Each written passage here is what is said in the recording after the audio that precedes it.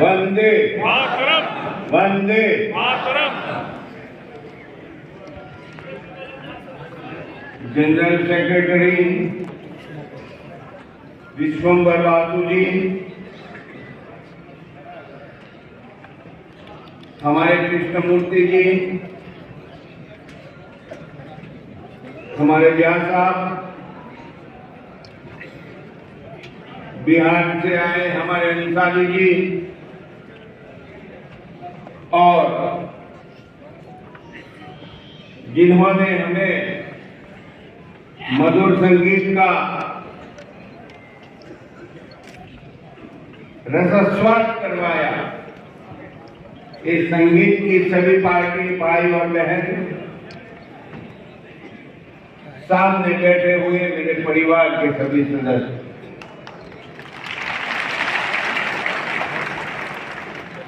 सबसे पहले मैं आपको अवगत कराना चाहता हूं कि हमारे आज के प्रोग्राम के उद्घाटक श्री रॉय जी ने अपने भाषण में बताया कि नरेंद्र मोदी का भाई यहां है। मैं नरेंद्र मोदी के भाई के नाते यहाँ नहीं हूं, मैं राशन दुकानदार के नाते हूं।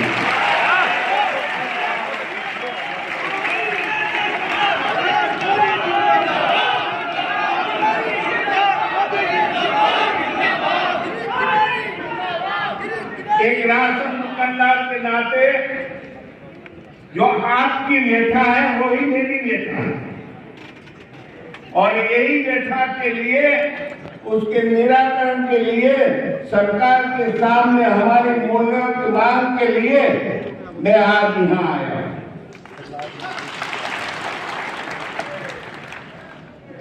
सरकार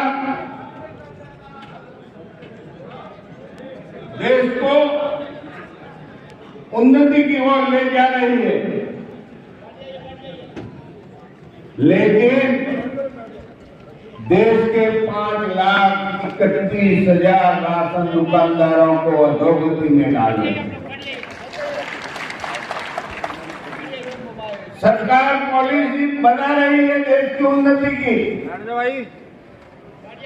लेकिन हमारी पॉलिसियों में सुधार करने के लिए तैयार नहीं लगती, और इसी के लिए आज हम सबको यह इकट्ठा होना पड़ा है। सरकार राशन बिक्री को सुधार कर रही है,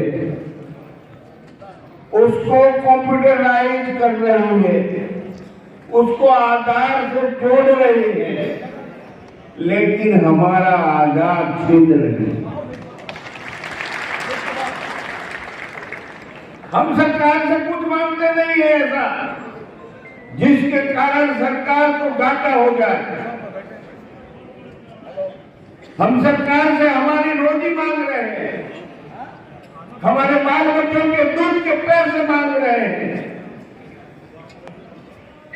और इसीलिए जरूरत पड़े तो अभी एक महीने गिर जाएगा, देश के लिए सर कटवा सकते हैं। ये मेरे वतन तेरे लिए, राशन दुकानदारों के लिए सर कटवा सकते हैं, राशन दुकानदार के लिए।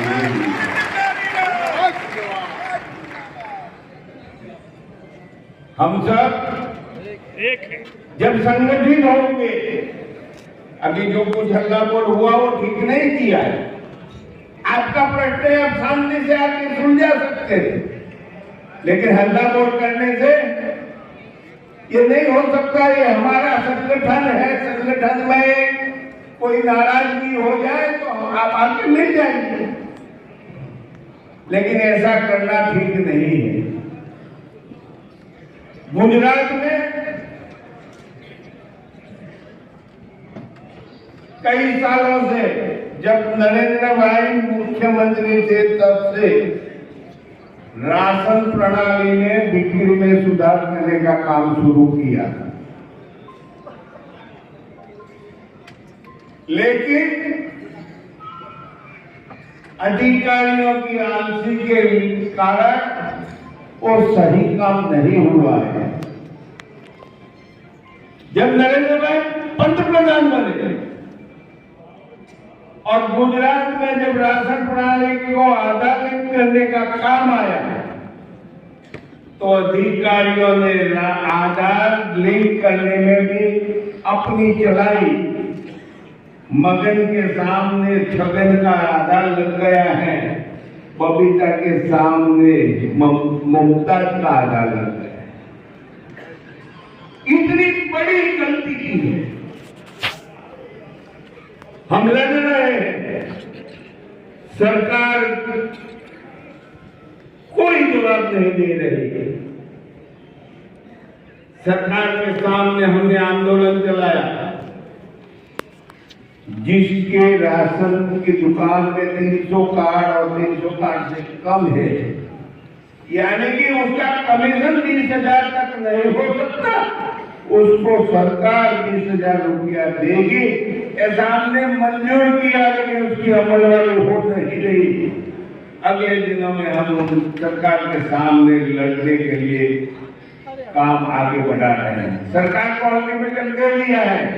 और आपको मैं एक खुशी का समाचार देता हूं कि परसों ही मैंने एक हाई कोर्ट के अपील दाखिल की है, उसमें कोर्ट ऑफ कंटेम्प्ट मेरे नियामक के पक्ष किया है।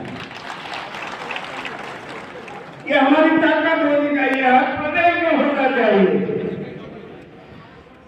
हमें राष्ट्रीय नेतागिरी के सामने नजर क्यों लगानी चाहिए? अब आपके प्रदेश में, क्योंकि इस देश में राशन देने का काम केंद्र का है। ये तो हमारी लड़त थी, तो राशन के कमीशन के मामले में केंद्र सरकार ने अपना जवाब रजू किया और हमसे साथ मिलाया। लेकिन जब से राशन प्रणाली है, तब से माल देना केंद्र का, उसका व्यवस्था और कमीशन देने का काम तुम्हारे स्टेट गवर्नमेंट का है। अब स्टेट गवर्नमेंट के साथ लड़ोगे, क्यों नहीं लड़ते? आप जब आंसू के पास जवाब मांगते हो, पासू ने क्या किया? अरे पासू ने जो किया वो मैंने नहीं किया। पासू ने आज आप सबको यह इकट्ठा किया। ये ताकत पासू में है, लेकिन पासू की ताकत बढ़ाने के लिए स्टेट गवर्नमेंट के सामने लड़ने की जरूरत तुम्हारी है। आप लोग लड़ो और फिर केंद्र के साथ आइए, फिर केंद्र में लड़ो। हम हमारे यहाँ तो बैठ जाते हैं, क्या करें भाई, मंत्री सुनता ही नहीं। अरे मंत्री को सुनाने के लिए संगठित हो और संगठित बन के काम करो। हमारी मांग है कि हमें 50,000 रुपया कम से कम पगार मिलना चाहिए। सरकार 50,000 रुपया पगार देगी तो सरकार की तिजोरी में घाटा नहीं आने वाला, क्योंकि फिर ईमानदारी का काम शुरू करना है। हम सब साथ मिलकर दे रहे हैं वचन भारत सरकार को कि हमको 50,000 रुपया पगार दे, फिर देखें देश में ईमानदार कौन है। हम ईमानदारी से करके बताएंगे और सरकार की तिजोरी में पैसे बचेंगे। इसीलिए हम आज इकट्ठे हुए हैं और मैं आप लोगों की ओर से भारत सरकार को कहना चाहता हूं कि जिस दिन राशन दुकानदार हाथ ऊंचा कर देगा, कोटेदार हाथ ऊंचा कर देगा, उस दिन सरकार को जवाब देना भारी पड़ेगा। हम सबने कोरोना काल में सरकार को दिखाया है कि हमारी मुट्ठी में मौत था, कोरोना काल में मृत्यु इधर से उधर अग्निदाह में लाइनें लगती थी। उस टाइम हम सब ने, सरकार ने बोला 2 दफे अनाज दो, हमने 2 दफे अनाज दिया।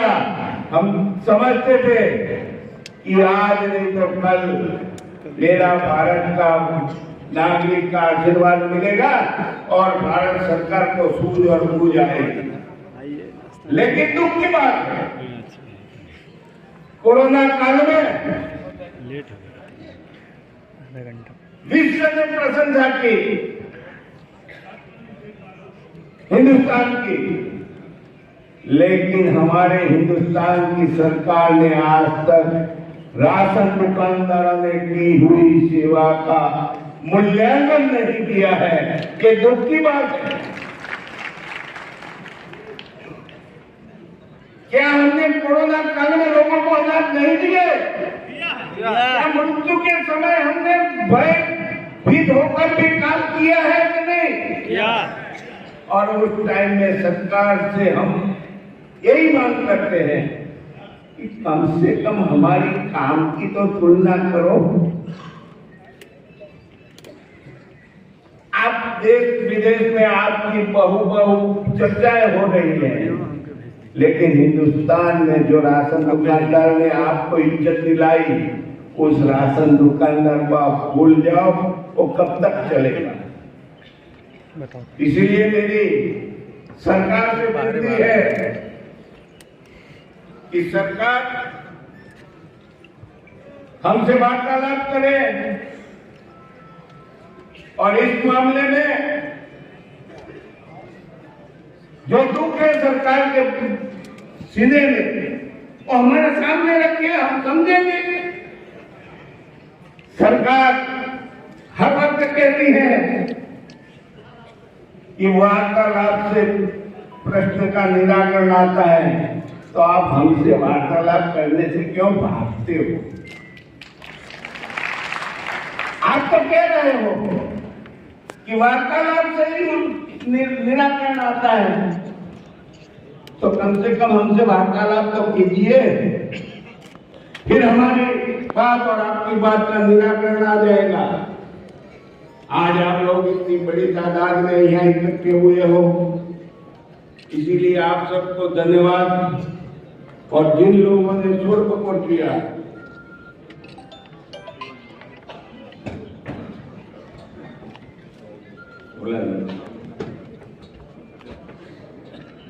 हमारे बाबू जी ने आज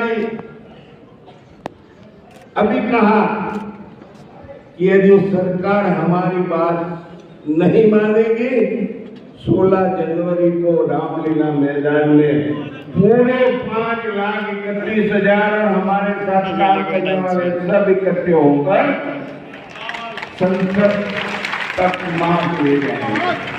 संभव है। चलो आप चिल्लाइए। आज मैं आपके सामने आया हूं,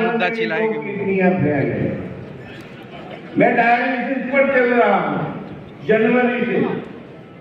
मेरा एक्सीडेंट हुआ था, उसके कारण मेरी 2 किडनियां फेल हो चुकी है, लेकिन मैं ये जो ताकत से आपके सामने खड़ा हूं, वो सब ताकत आपकी है। धन्यवाद।